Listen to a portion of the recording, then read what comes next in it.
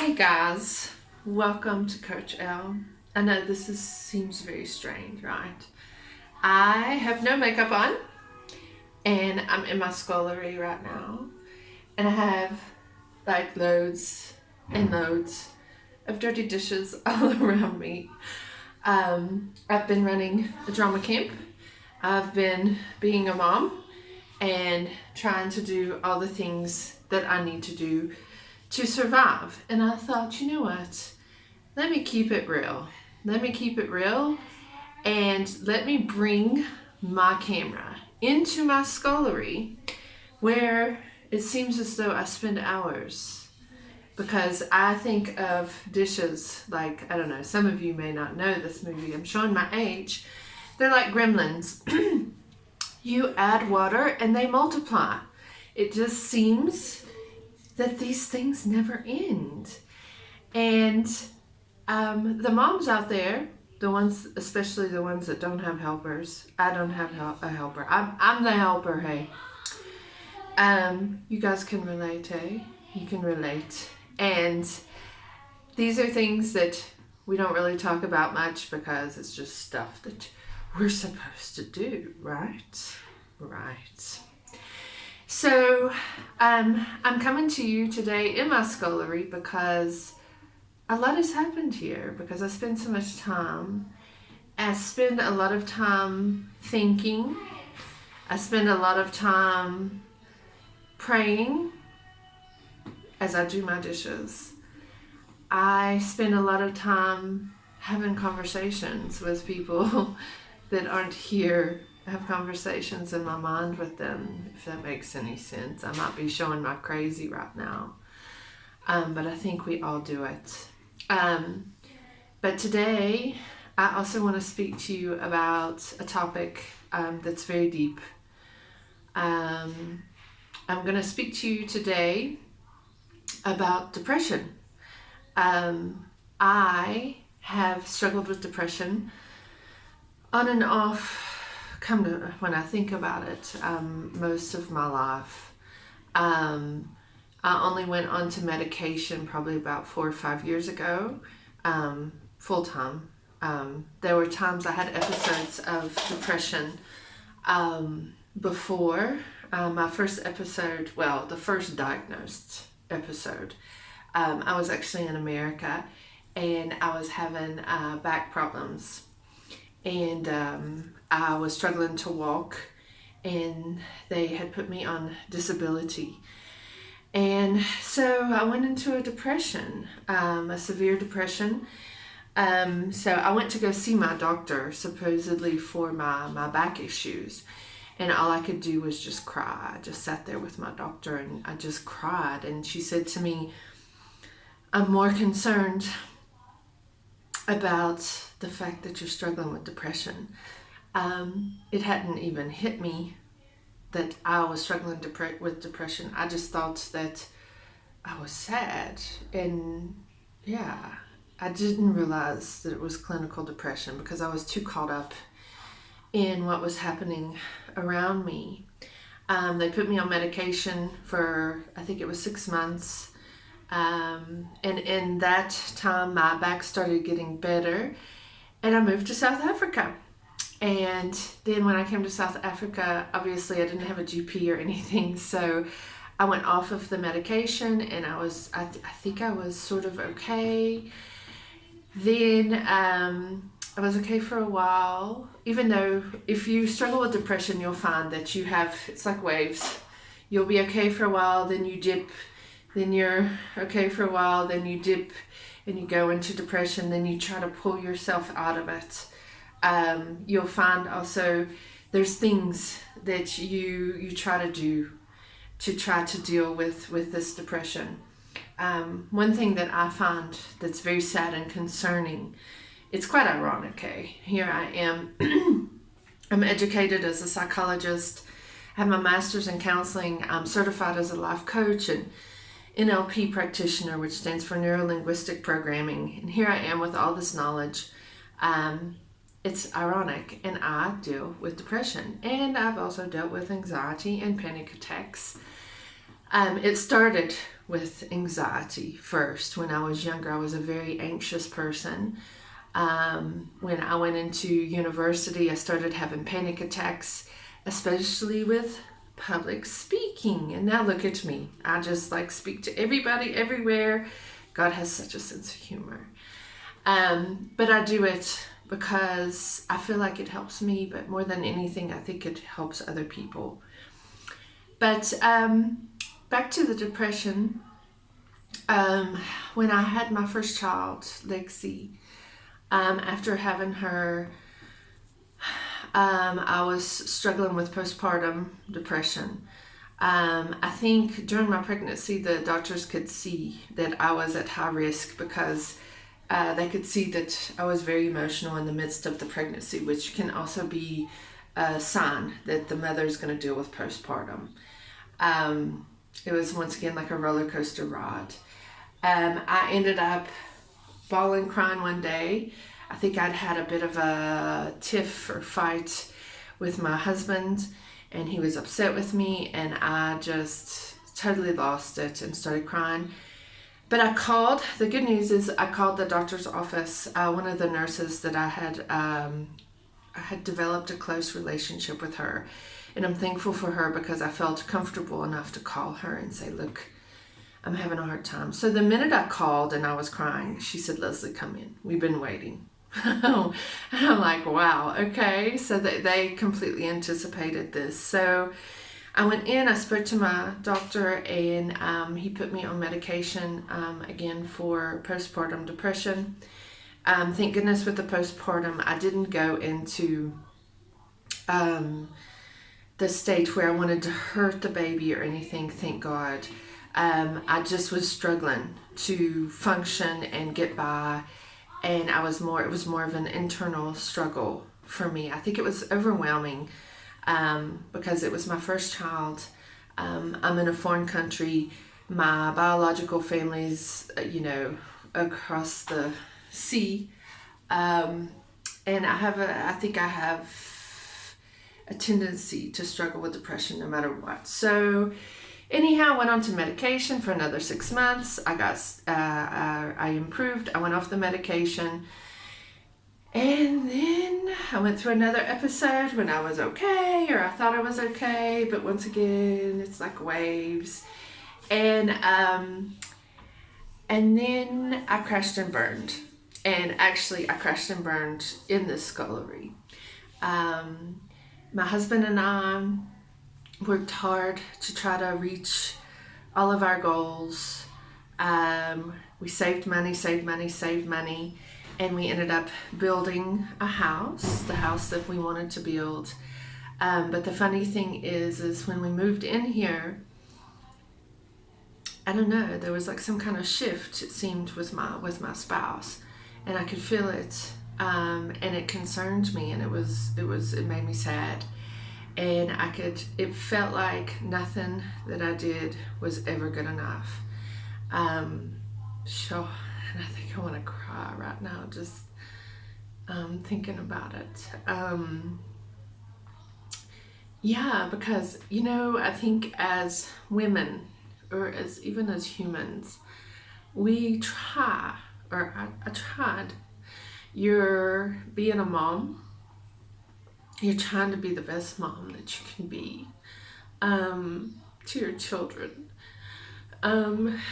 You're trying to be a wife to your husband, the best wife that you can be. You're trying to take care of the house. You're trying to make money. I was the type that tried to find a balance. I wanted to be able to be home some with the kids. And so, like, if the school calls and says, Sadie's sick or Lexi's sick, I could be able to pick them up. So I became an entrepreneur and started doing some things on my own. But we all know that being an entrepreneur is very, very challenging. And, but I was making some money. But it seemed as though my husband was not happy with what I was doing. It wasn't enough. And then the part that's really affected me is I'm exhausted. I was exhausted, guys. I was tired. I'm trying so hard to be everything that I feel like I'm supposed to be, but no matter how much I try, it's not enough. And I'm still being criticized, really. So that just put the icing on the cake for me. It was too much. So one day I'm in the scullery washing these dishes that seem to never end every single day. And I just start crying, and I realize that I have to do something. I was able to identify that I was going into a pretty deep depression. And if you've struggled with depression, you'll know that if you don't catch it at a certain point, it can become really, really dangerous, because then you go into this deep hole and then you won't even get help. So I was like, okay, I need to go and see my GP. So I went and I saw my GP, and but the funny thing is, I went to her and I put my head on the desk and I said, I'm either dealing with menopause or depression. And then I just started crying again. And she looked at me and she said, Leslie, maybe it's a little bit of both, but more than anything, it's depression. So, um, my doctor put me on medication again for depression, and I have accepted that it is something that I'm prone to, and I stay on the medication. I don't I don't take it for 6 months and stop, because I've realized that it's probably only a matter of time until I will crash and burn again. And when I crash and burn, it's pretty painful. So that's part of my journey and how I got here. I think one of the difficult things is that a lot of people don't really understand depression. I've been called lazy on many occasions. I think general knowledge, you guys know that if somebody struggles with depression, that they can not want to get out of bed. So I would get out of bed, but there were times when it took so much energy and so much willpower to get out of bed. And the truth of the matter is if you're dealing with someone, you love someone that has depression, you need to, in my opinion, celebrate even this. It seems basic to you, but you need to celebrate those things that they are able to do. Because when you do that, you uplift them and you help them. Do not go, oh, wow, you are so lazy, you just want to stay in bed and make fun of that person, because, guys, they're already dealing with depression, okay? The last thing they need is another nail in the coffin where somebody is putting them down. They need someone to build them up. They are digging as deep as they can to try to deal with what they're dealing with. Sometimes the thoughts, the emotions, the feelings are so intense in such a bad way. It's like being at war with yourself. And the last thing they need is somebody that loves them to come and say something even worse. So, but it happens a lot. It seems to happen a lot where people don't understand depression, and they supposedly love that person, and then they'll go and do the one thing that they just should not do. So I've been called lazy on many occasions. Then there's, I'm talking about the house. I've actually had neighbors. One day, maybe one day, I'll tell you guys my whole life story, or even part of it. But I went through an ugly divorce. Well, the divorce hasn't gone through. And then even neighbors jumped on board to write letters about that I don't take care of my house the way, I guess, the way they think I should.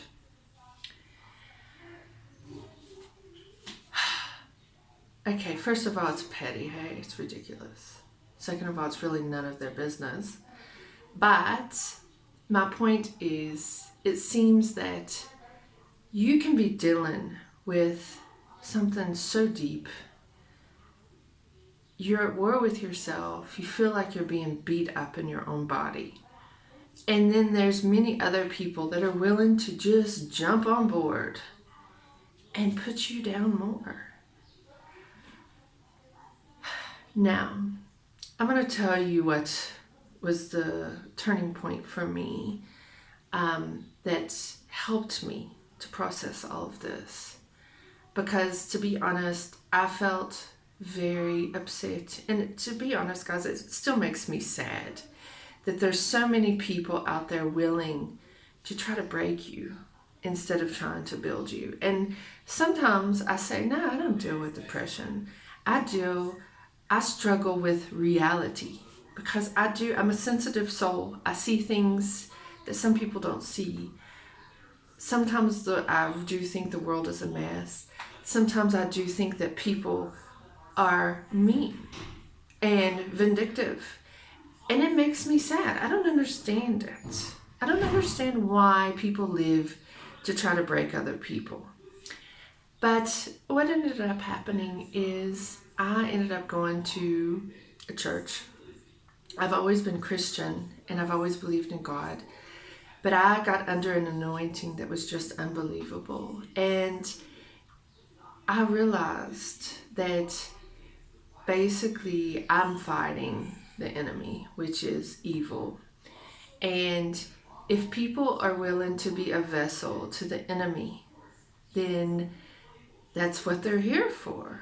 They will break you and hurt you.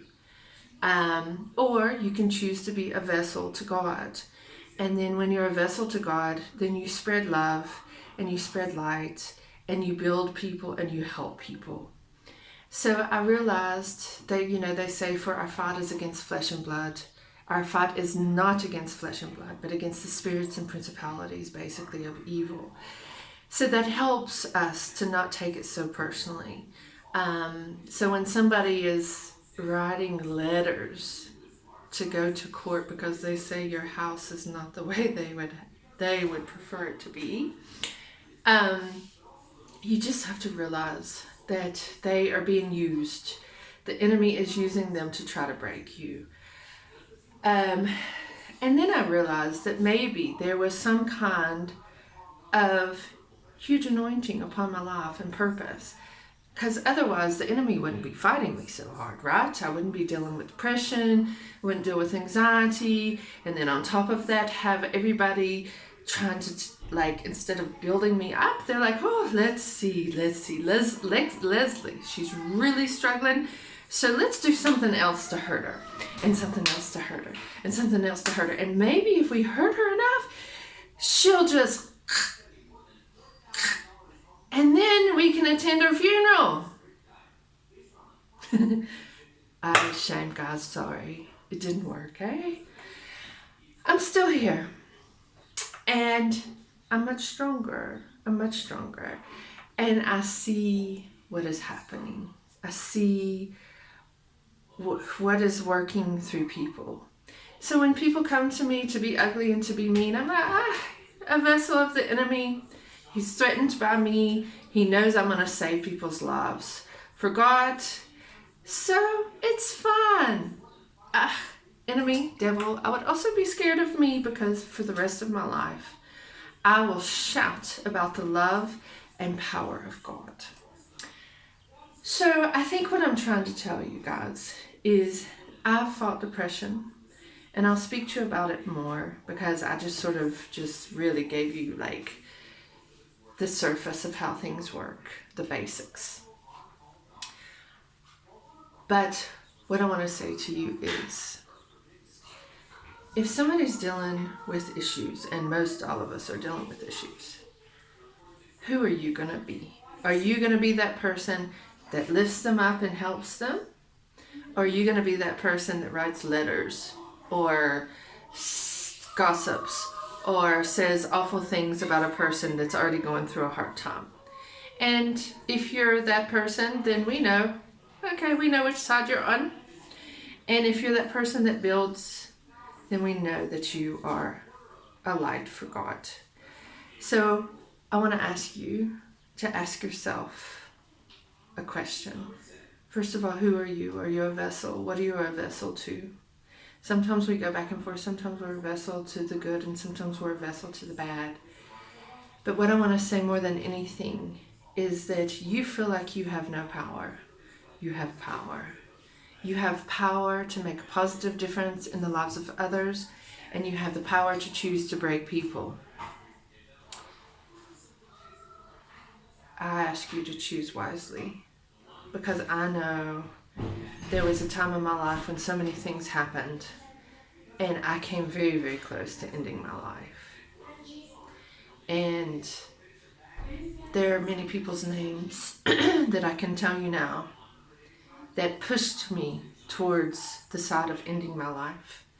And then there's those people that I can tell you now that uplifted me and prayed for me, and I know their names.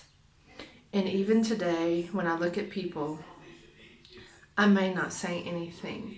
I'll even smile at you and I'll be friendly, but I know what you did when I was at my lowest. So choose wisely, guys. Don't think that what you do and what you say does not matter. Go out there, be a light to this sometimes dark world. Spread love and show the love of God.